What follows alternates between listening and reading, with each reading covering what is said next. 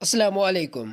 उम्मीद छ कि तुम सारी ٲسِو ٹھیٖک یتھ ویڈیوس منٛز بوٗزِو تُہۍ تٔمِس جیلر سُنٛد بیان ییٚمۍ جیلرن افضل گروٗس تہٕ محمد مقبول ڈارس دِژ پھٲنٛسۍ سُہ آفیسر چھِ یتھ ویڈیوس منٛز سٲرٕے کہانی ونان کہ افضل گوٗرِس یِژ پٲرۍ پھٲنٛسۍ ٲس تہٕ تٔمۍ کیاہ ووٚن۔ یہِ آفیسر چھِ اتھ ویڈیوس منٛز سٲرٕے کہانی ونان تٔمۍ سٕنٛدِ جیلٕچ کہانی یِژ پٲرۍ تٔمِس پھٲنٛسۍ ٲس تہٕ تِژ پٲرۍ کیاہ سچویشن ٲس جیلس منٛز۔ ویڈیو شروٗع کرنہٕ برونٛہہ چھُس بہٕ تۄہہِ ساروین اکھ لۄکٕٹ رِکویسٹ کران کہ چینل تہِ کٔرِو سبسکرایب تاکہ تۄہہِ تام آسہِ ہر کانٛہہ ویڈیو واتان تہٕ وٕچھِو تُہۍ یہِ ویڈیو کلیر۔ अफजल गुरु की फांसी पे आते हैं। हाँ। आपने अपने करियर में 8 फांसियां देखी, हाँ।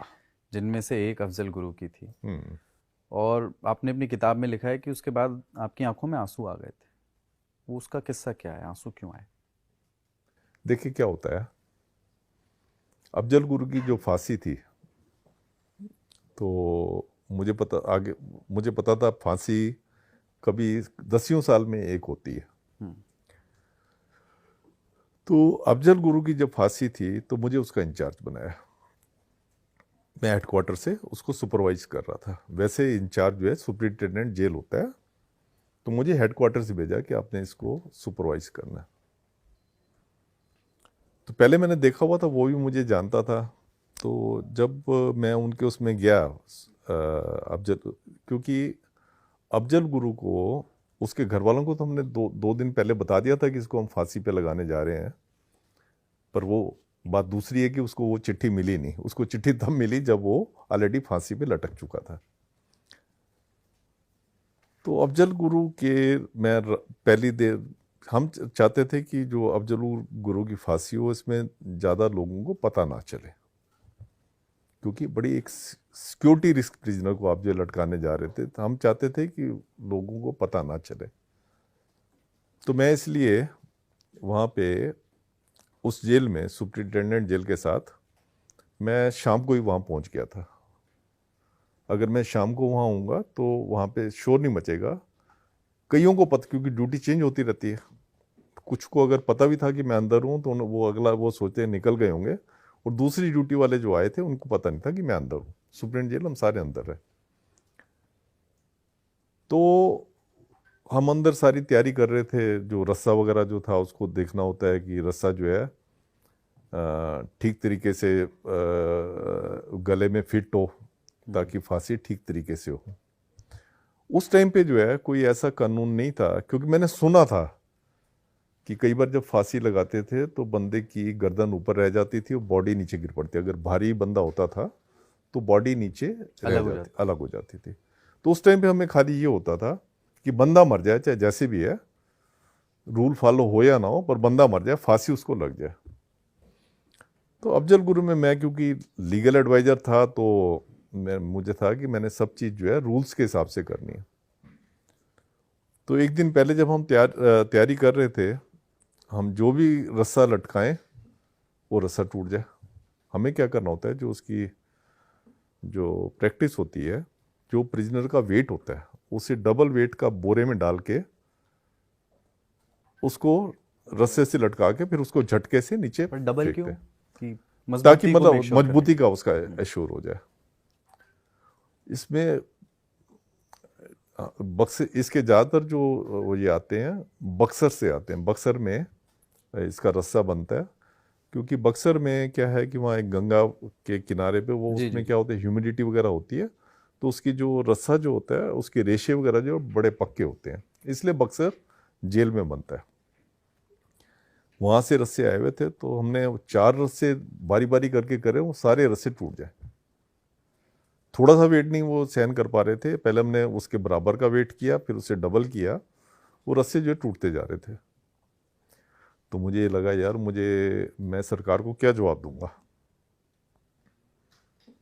मैं सरकार को क्या जवाब दूंगा कि एक मैं फांसी को नहीं कर पाया, एग्जीक्यूट नहीं कर पाया। तो मेरे को तो लगा कि मेरी नौकरी गई। पर भगवान की दया थी कि और रस्से हमने देखे तो वो रस्से काम कर गए। तो वो रस्से काम करके फिर हमें विश्वास हो गया कि इस रस्से से हम लटका सकते हैं। ये सब कुछ आप कोऑर्डिनेट कर रहे थे, तो डील किससे कर रहे थे? ऊपर किससे बात हो रही थी? नहीं, हमारे जेल सुप्रिटेंडेंट साहब थे मेरे। तो जेल सुप्रिटेंडेंट को कह रहे थे, क्योंकि रस्से हमारी जेल में जो रस्से बहुत बड़े होते हैं, खाली लटकाने के लिए नहीं होते, रस्से का कई काम होता है। वैसे तो रस्सी जो है एक प्रोहिबिटेड आर्टिकल है, क्योंकि रस्सी को करके तो कोई भी कैदी हाँ, बाहर जा inmates के लिए सकता, available नहीं हो सकता। अवेलेबल नहीं होता। तो हम उसको काफ़ी, उसमें अपने एक बड़े बक्से हैं हमारे बने हुए, आर्मी स्टाइल के बक्से होते हैं जिसमें हम रस्सों को रखते हैं जोड़ के। तो रस्से हम करते रहे तो एक रस्सा मिल गया जिससे वो था। तो फिर हम वो हो गए, मैं बिल्कुल सेटिस्फाई हो गया कि हाँ इससे जो है लटक सकता है। तो और हमें, आप देखें, हमें कोई जल्लाद नहीं मिल रहा था। नहीं तो जल्लाद का होना जरूरी होता है, अब तो जो जल्लाद का होना जरूरी कर दिया है। पर वैसे मैं बताऊं आपको, जल्लाद की कोई जरूरत नहीं होती है। अगर आप लोगों को कह दो ना फांसी दे दो तो आप भी दे सकते हो। जब मेरे जैसा लॉ ग्रेजुएट फांसी दे सकता था, तो आपको भी कह दो तो आप भी फांसी दे सकते हो। उसमें कुछ नहीं होता, खाली एक लीवर होता है, उसको खींचना होता है और रस्से को अपने स्टाइल से बांधना होता है। अगर रस्सा आपने ठीक तरीके से नहीं बांधा तो मैंने जो आपको बताया ना इंसिडेंट होता है, गर्दन जी। ऊपर रह सकती है, वो बॉडी नीचे आ जाए, तो ये चीज़ हो सकती है। तो खैर जब रस्से से मैं पूरा वो हो गया तो फिर मैं, जल्लाद कोई था नहीं, खाली सारे ऑफिसर थे और हमारे सिपाही थे। हमारे सिपाही भी अगर उनको आप कह दो फांसी देनी है, बड़े खुश होते हैं, खुश होकर फांसी देते हैं। अच्छा। उनके लिए खेल होता है एक उनका। तो ये हो गया, जब मैं इससे हो गया कि हाँ ठीक है, रस्सा ठीक है, तो फिर मैं इनके पास सुबह के टाइम गया। तो एकदम इन्होंने मुझे देखा तो इनको लगा कि आज कुछ ना कुछ अनहोनी हो रही है, कि सुनील गुप्ता जी के सवेरे सवेरे दर्शन हो गए। सुप्रीम जेल को तो वो देखते देखते थे। जी। तो मुझे कहने लगे कि सर आज कुछ दे रहे हो, फांसी वगैरह दे रहे हो? अफजल गुरु ने पूछा। हाँ। तो मैंने कहा तुम्हें कैसे पता है? तो कहने लगे कि एक तो आपके दर्शन हुए हैं सुबह सुबह, और दूसरा जो है मेरे को रात को अलग बंद कर दिया था। और जो सिपाही रोज मेरी ऊपर नज़र नहीं रखते थे, हमारा कानून ये कहता है कि जिसको आपने फांसी देनी है आप 24 घंटे उसको एक रेगुलर वॉच में रखोगे। सिपाही देख रहे हैं, सीसीटीवी देख रहे हैं, सब कुछ है। तो मैंने कहा हाँ, मैंने कहा आपको फांसी देने जा रहे हैं। आप ही ने ये खबर ब्रेक की अफजल हाँ, गुरु? मैंने खबर ब्रेक किया। वैसे उसके घर वालों को हमने बता दिया था पहले, क्योंकि ये बहुत ही ज़्यादा सिक्योरिटी का मामला था, जिसके ऊपर कितने राइट्स हो जाते, कितना कुछ हो जाता। तो फिर कहते हैं अच्छा ठीक है सर। तो फिर पहले चाय पियो, मैंने कहा चाय पियोगे? कहते हाँ, मैं आप आए हो तो मैं आप सबके साथ जो है चाय पीऊँगा। तो उसने हमारे साथ चाय पी। तो फिर चाय पी के फिर कहने का सर मैं आपको ये बता दूं कि मैं टेररिस्ट नहीं हूँ। अगर मैं टेररिस्ट होता, जो आप लोगों ने मुझे वो टेररिस्ट इतना बड़ा बनाया है, अगर मैं टेररिस्ट होता ना, मैं अपने बच्चे को डॉक्टर ना बनाता। उसका बच्चा एमबीबीएस कर रहा था। कहते मैं अपने बच्चे को कोई लफंगा वो या उसको भी आतंकवादी बनाता। अगर मैं टेररिस्ट नहीं हूँ। जो मैं, उसने बताया, मैं वो वाली जी। बात कर रहा हूँ। मैं टेररिस्ट नहीं हूँ, पर मैं हमेशा ऑनेस्टी के साथ रहा हूँ। आप मेरा रिकॉर्ड पता कर लो, पीयूसीएल का मैं एक्टिव मेंबर था। पीयूसीएल के जितने प्रोग्राम होते थे मैं जाता था, और मैंने हमेशा जो है अपने देश को मजबूत करने के लिए, यहाँ से डिसऑनेस्टी को हटाने के लिए, करप्शन को हटाने के लिए मैंने काम किया। आप उनसे पूछ लो, मेरा आप पूछ सकते। मैंने कहा भैया अब तो देख सारी लीगल प्रक्रिया हो सकती है, मैं क्या पूछूंगा। तो मैंने कहा अच्छा तू ये बता, तो अपने घर में कुछ कहना चाहता है? तो मैंने कहा तू कुछ लिख के दे, क्योंकि मुझे पता था कि इसके राइट्स वगैरह हो सकते हैं। वो इतना अच्छा था, उसने वो पूरा लिख के दे दिया। उसने अपनी वाइफ को लिखी चिट्ठी, जिसमें उसने कहा कि जो लीगल की, जो भगवान की इच्छा थी वो मैं जा रहा हूँ, पूरी भगवान की इच्छा को मैं पूरी कर रहा हूँ। तो सब मेरे साथ जेल में, मेरे चिट्ठी साथ किस भाषा में लिखी थी उसने? उर्दू में।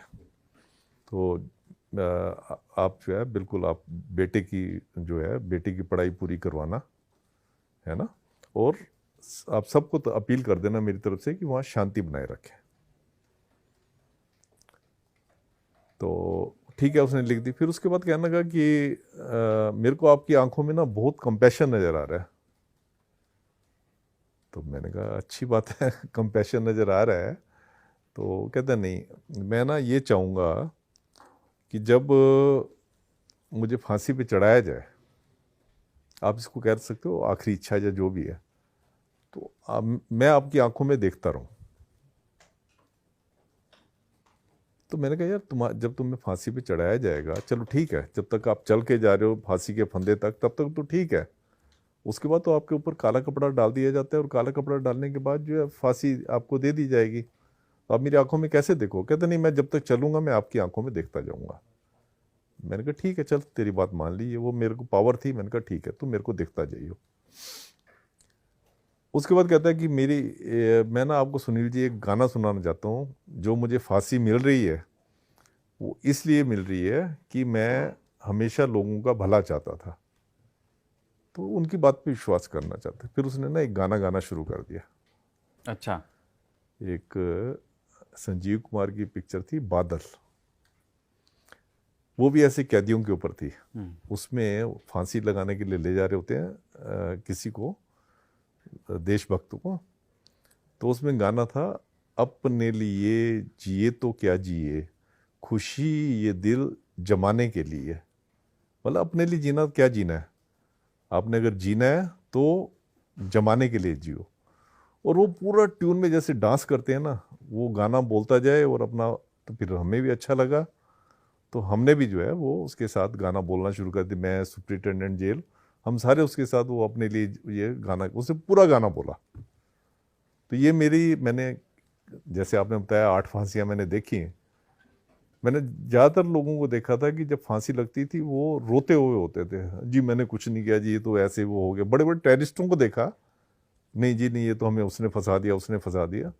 ये पहला मैंने कैदी देखा था जो हंसते हुए कह रहा था कि अपने लिए नहीं जीना चाहिए। मतलब एक मैसेज दे रहा था कि आपको अपने लिए नहीं जीना चाहिए, दूसरों के लिए जीना चाहिए।